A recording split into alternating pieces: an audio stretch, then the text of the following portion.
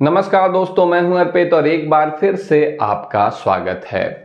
उत्तर प्रदेश में जब से भाजपा की सरकार आई है और मुख्यमंत्री योगी आदित्यनाथ कुर्सी पर बैठे हैं, तब से कहा जा रहा है कि अब यूपी में राम राज्य आ चुका है। इतना ही नहीं, ये समय हिंदुओं का स्वर्ण काल है, जबकि सच्चाई ये है कि जिन लोगों से हिंदुत्व के नाम पर वोट मांगा जाता है उन्हें ही बार बार उत्पीड़न का सामना करना पड़ता है। ताजा खबर आ रही है फतेहपुर से।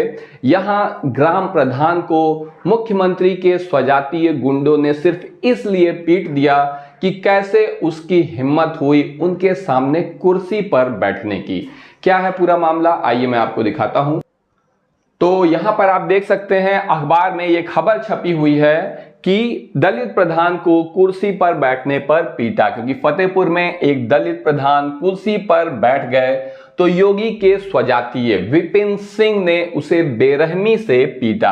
आजादी के इतने साल बाद भी सामंतवादी इस तरीके से व्यवहार कर रहे हैं। और आपने देखा होगा कि कहते क्या हैं कि अब बराबरी हो गई है, आरक्षण समाप्त हो जाना चाहिए। घटना कहां की है? किशनपुर थाना के एक डला के दलित ग्राम प्रधान को कुर्सी पर बैठने पर दबंग ने बेरहमी से पीटा।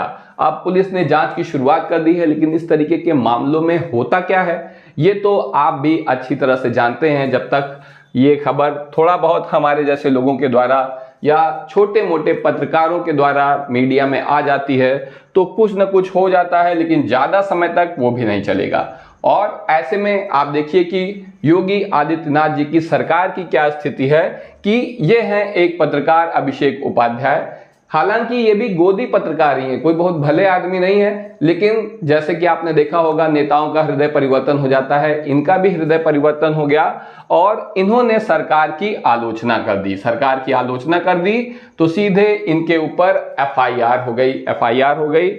लेकिन इन्होंने इस मामले को सुप्रीम कोर्ट में लेकर गए और यहां सुप्रीम कोर्ट ने उत्तर प्रदेश सरकार की कड़ी आलोचना की है कि अगर आलोचना करने वाले लेखों के लिए पत्रकारों पर दर्ज होगी एफआईआर तो ये गलत बात है। आपराधिक केस पत्रकारों पर दर्ज नहीं हो सकते हैं आलोचना करने के लिए। अब देखिए, काम सरकार के ऐसे हैं कि कुर्सी पर बैठने के लिए प्रधान को पीट दिया जा रहा है और अगर आलोचना कर दें तो आपके ऊपर आपराधिक केस हो जाएगा कि आप अपराधी हैं। ऐसी स्थिति में अब क्या किया जाए, आप ही बताइए कमेंट सेक्शन में। अभी के लिए बस इतना ही, धन्यवाद।